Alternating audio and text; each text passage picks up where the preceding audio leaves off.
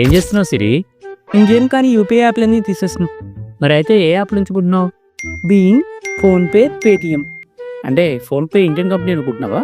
ఏ కాదా? ఫోన్పే అనేది దాన్ని ఇండియన్సే స్టార్ట్ చేశారు, నేను కాదనట్లేదు. కానీ ప్రస్తుతానికి అయితే మాత్రం ఈ కంపెనీ అమెరికన్ ఎంఎస్సీస్ చేతుల్లో ఉంది. వాల్మార్ట్ ఇందులో మేజర్ స్టేక్ హోల్డర్ అనమాట.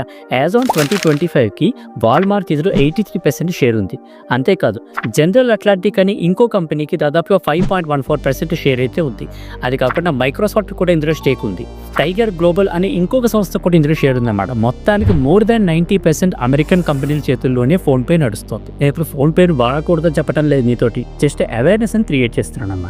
ఈ విషయాలన్నీ అందరికీ తెలియాలంటే ఎలాగా? సబ్స్క్రైబ్ చేసుకోండి సరిపోతుంది. ఏం చేస్తున్నావు సిరి?